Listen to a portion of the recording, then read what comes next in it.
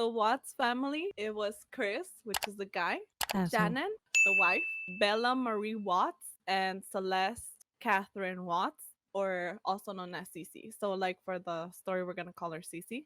And then at the time of the murder, Shannon was 15 weeks pregnant with a son, and they had come up with the name, and his name was gonna be Nico. This is their home. They bought a 5-bedroom home on 2013, and on 2015 they declared bankruptcy. Chris worked for Anadarko Petroleum Corp, or basically like it was natural gas production company. And then Shannon worked at the Children's Hospital, but she didn't have any time like with her family because it was like she had like a really busy schedule at the hospital, so she basically like decided to do a multi-level marketing, which was called Level, and it gave her like enough money to help out on the house and everything. It gave her the freedom to actually be with her family and to also basically travel. Prior to the murder, Shannon and Chris were supposed to go to San Diego from June 22nd to June 26th, like as a mini vacation, just them. And they did. They went out, they had fun or whatever. And then on June 26th, when they came back, Shanann and the girls were going to go to North Carolina to visit her family. So they were away from June 26th till August 6th, which was like 6 weeks. So this mother effer decided to cheat on his wife and keep it a secret. So when she came back on from like a business trip from Lavelle, that's her friend. Her name is Nicole Atkinson. Shannon and Nicole were out in a business trip. And when they came back that same morning, because she came back like at 1 in the morning. So that same day, Shannon had a doctor's appointment, but she wasn't feeling well because remember, she's pregnant. Nicole ended up basically telling Shannon, like, hey, you know what? Since you're not feeling well, I could take you to the doctor's appointment. I could stay with the kids, and then you could go in, like that way you don't have to drive and you don't have to worry about the kids being in the doctor's appointment with you. Like, I could pick you up, tell me what time, and I'll take you and I'll take care of the kids. So Shannon basically said, like, yeah, I'll let you know when we're ready. But she never received the call. So she thought that she had just canceled the appointment and just left in because they did come home like at 1, 2 in the morning. So she thought that she had like, canceled the appointment. But then later that day, she also had a business meeting for LaBelle, like the company that she was doing. And she also missed that. So that seemed like way too weird for her to miss something like that. So Nicole decided to go to her house at 12:10 to be able to see if she was okay because she wasn't feeling well. So she was like, maybe she fainted. Chris is at work. Like, let me go check on her. I want to go see if she's okay, if the girls are okay. So she decided to go to her house and knock at the door. There was no answer, but she did see that her car was still in the driveway, which is Wow. the only car that she uses. The car seats from the two girls were there. So she was home, but there was no answer in the house. Nicole basically did what a friend would do and call the cops, like for a She a welfare real MVP. check. I know, thank goodness for her, cause oh my god, like yeah, the chat's going crazy.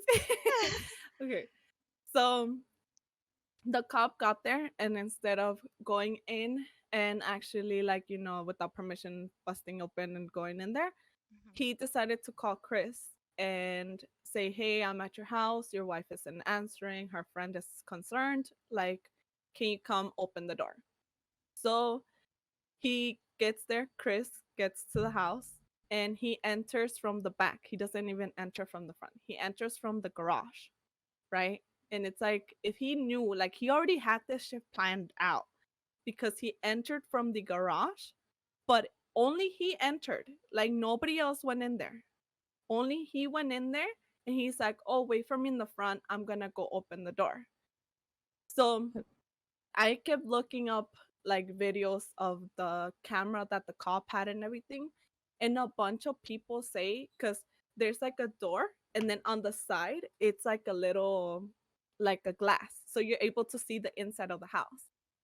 And one person was watching like the video footage, and she saw another woman inside of the house, and then she saw Chris going up the stairs, and then he tossed something to her, and then he went down and opened the door for the cop. And the And no, cop didn't notice this? yeah, nobody noticed this until after, right? Like he didn't notice that there was somebody inside. He didn't notice anything.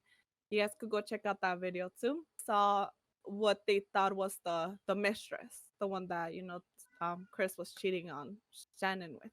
Mhm. But when the cop went inside, she wasn't there anymore, so she must have like gone out through the back or something. I honestly don't know. Basically, Chris allowed the cop to go in there and check for the girls and everything, and he was playing it off well. He was just like, yeah, the last time I saw them was like at 5 in the morning. But he had said that apparently Shannon and him, like when Shannon got home like at 1, 2 in the morning from like the business meeting, that apparently they had a talk about divorce, and that they were both like very like emotional and kind of mad, I guess. He said that he saw her when he left at like 5 in the morning to go to work, and that was the last time that he saw. But while they were going through the walkthrough, like the one thing that he kept, like he kind of like kept trying to play it off, because he would go to the bedroom, he'd be like, oh look, yeah, like we had an argument and blah blah blah blah. And then he would go to the room and find her like wedding ring like in the nightstand. He's like, look what I found the wedding ring in the nightstand, and stuff like that. Like, oh, So she then, left me for me. yeah, like kind Mhm. of like, oh, she left me because of the conversation we had prior to this.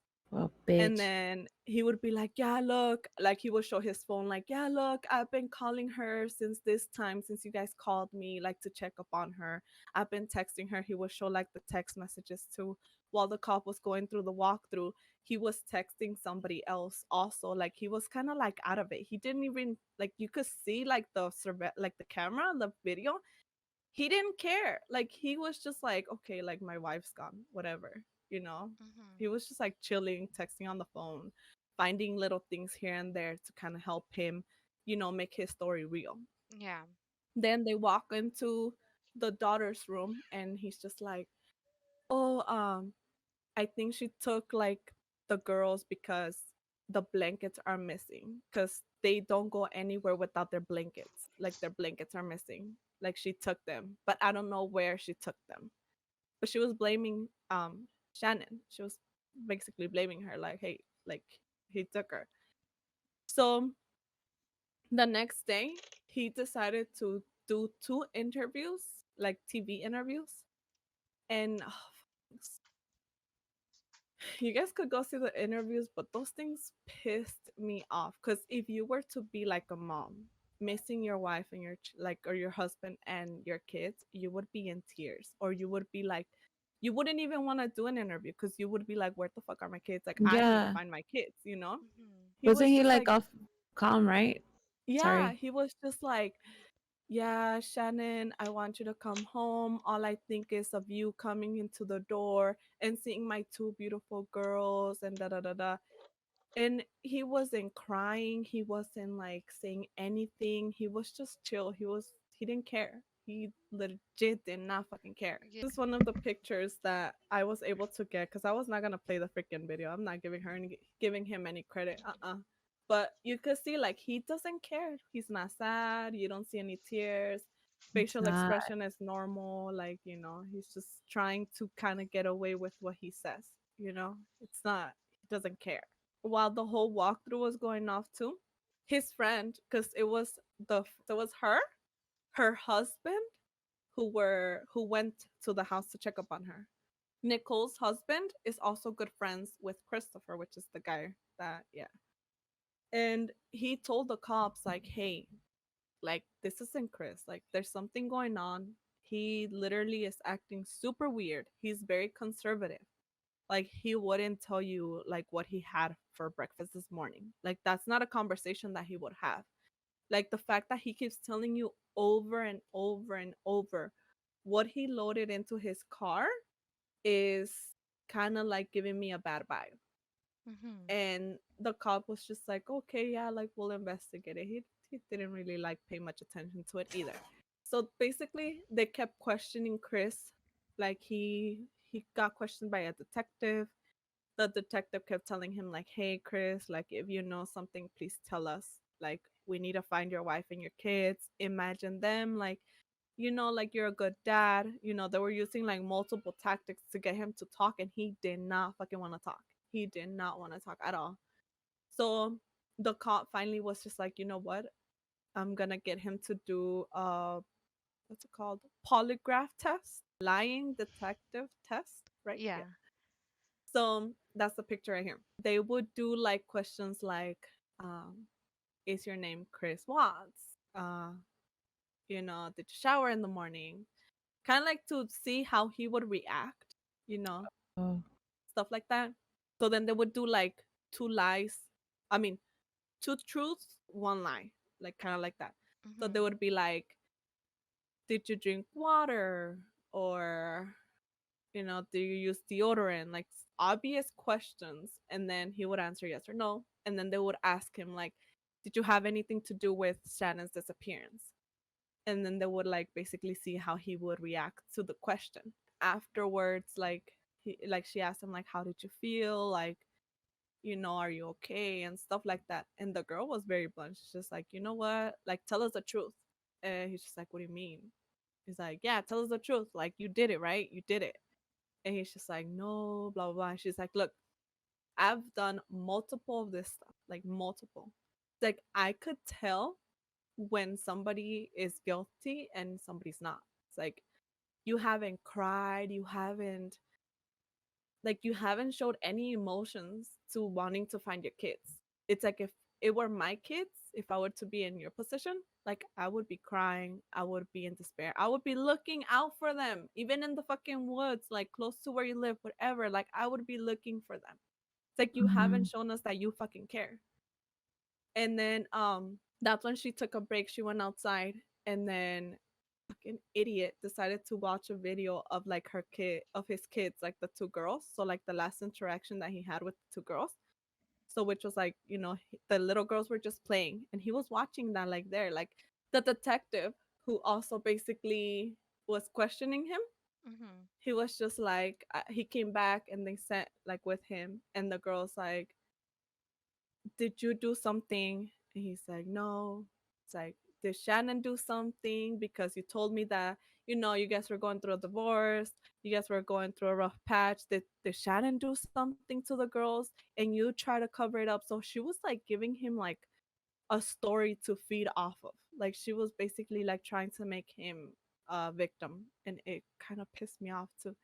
She Mhm. was just like, did Shannon do something? Did Shannon kill the girls? And then you just try to like protect the girls, and you did this and that. And he was just like, you know what? I gotta talk to my dad first before I confess.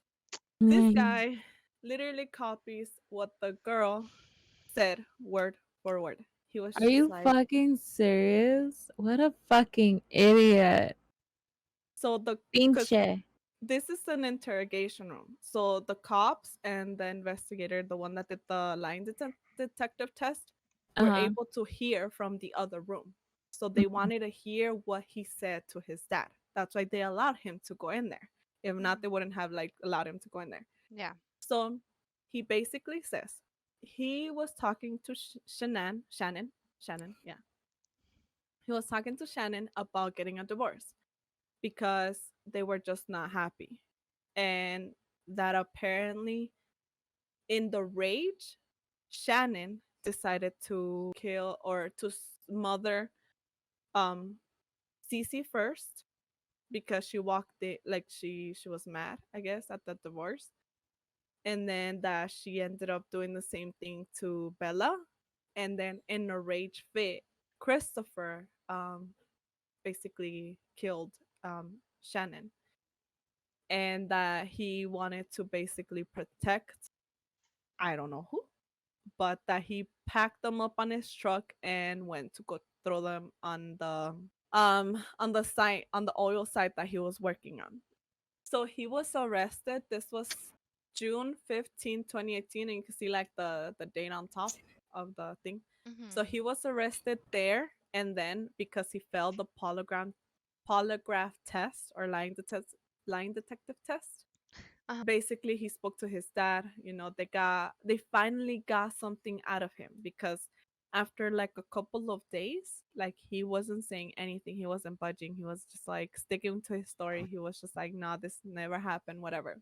The one that did the polygraph test and the investigator or Mhm. interrogator, I don't know what his name is, they went back in, and then that's when he finally said, his story, which was, he killed Shannon killed the girls, and Mhm. he dumped them in the um oil tanks, in the oil containers. So he continued his little freaking story, and he kept, like, he finally cried and said that his mom, he said, mom always said she was a nasty, evil person, but I never thought in a million years that that could happen. And he kept repeating that over and over and over again. Like that's what his mom said, that Shannon was just nasty and ugly. So this is where Mm, they found kids. the bodies. This is where he worked. So if you could see, like, down here, there's an S. That's where they found Shannon's body. Ugh. Then the B, that's where they found Bella, and then C is where they found Cece. So he literally, yeah, he drove them there and dumped them. After a while, he decided to actually say the real story, and the real story was that he ended up talking to Shannon. They did have a conversation. So they did have a conversation about divorce and all of that. But apparently, Shannon knew that he was cheating on her. She basically was like, I guess she didn't really care. She was kind of like, whatever, like, how can you do this? Like, I'm pregnant with your child. Like, we have a family. Like, how can you do this? Basically, he ended up strangling Shannon. And then that's when Cece walked in, asked, like, hey, what's wrong with my mommy? Like, what, like, you know, and he basically said, like, she isn't feeling well. We're gonna go somewhere, get in the car, get your sister and get in the car. So remember at the beginning when I said that he pointed out that her blanket was missing? He loaded all of them up into the car onto his truck, and with the blanket that one of the girls took, I think he ended up saying he ended up murdering Cece first. Um, Basically, he grabbed the blanket, like, laid them down, and put the blanket on her face, and then put his hand on the face, and basically strangled her, or like smothered her, while the little girl was still there too, like on the next seat. And Cece was first, and then Bella was sitting next to her in the back seat. Basically asked, like, hey, like, what happened to my sister? Like, Read where's that my one. sister?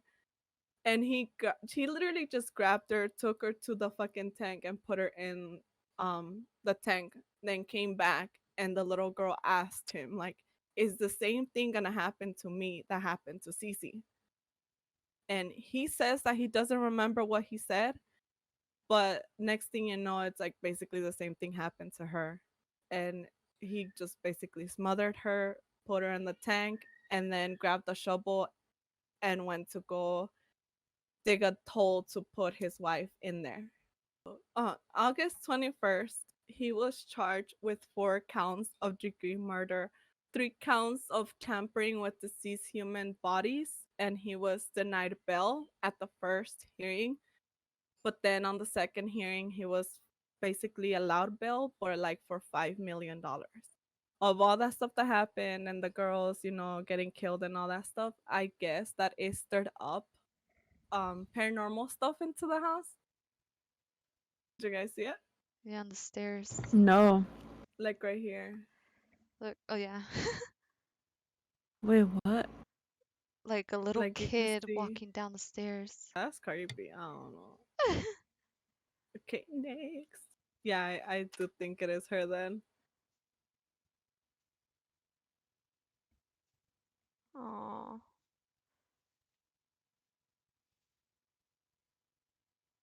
Oh, right there. Oh. Yes. Then yeah, Yes. just keep watching it. Yeah.